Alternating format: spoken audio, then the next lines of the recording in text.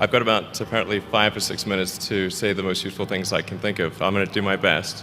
Um, the and it was suggested that I distill things down to three items. I think I'll go with 4, and I'll try. I think these are pretty important ones. Some of them are going to sound like, well, you've heard it before, but it's worth re-emphasizing. I think the first is you need to work, depending upon how well you want to do, and particularly if you're starting a company, you need to work super hard. So what does super hard mean? Well, when my brother and I were starting our first company, instead of getting an apartment, we just rented a small office and we slept on the couch. And we showered at the YMCA, and we're so hot up we had just one computer. So the website was up during the day, and I was coding at night, 7 days a week, all the time. And I sort of briefly had a girlfriend in that period, and in order to be with me, she had to sleep in the office.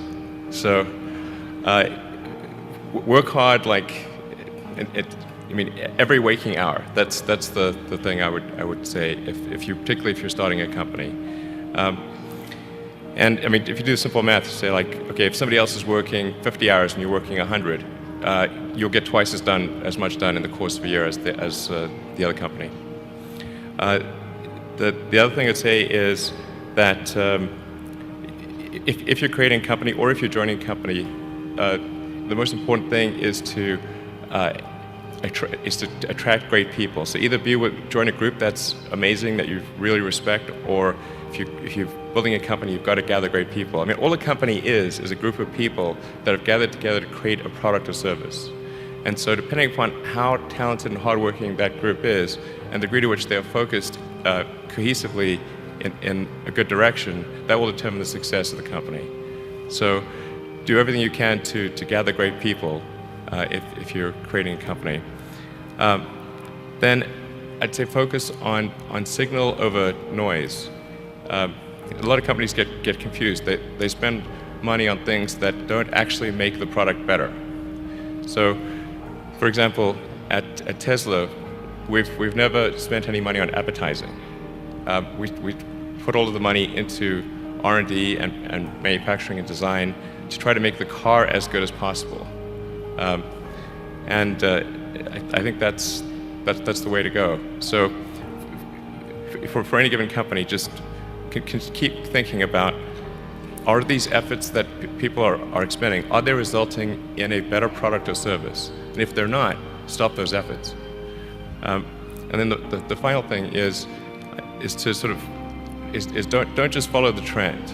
So you may have heard me say that it's good to think in terms of the physics approach, or first principles, which is, rather than reasoning by analogy, you boil things down to the most fundamental truths you can imagine, and you reason up from there.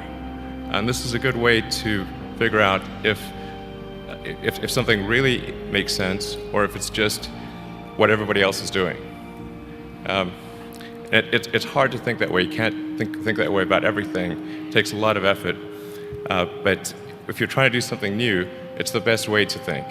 And that framework was developed by physicists to figure out counterintuitive things like quantum mechanics. So it's really a powerful method. Anyway, so that's, and then I think that the final thing I would encourage you to do is, now is the time to take risk. You don't have, you don't have kids. As you get older, your obligations increase. So and once you have a family, you start taking risk not just for yourself but for your family as well. It gets much harder to do things that might not work out. So now is the time to do that before you have those obligations. So I would encourage you to take risks now. Do something bold. You won't regret it. Thank you.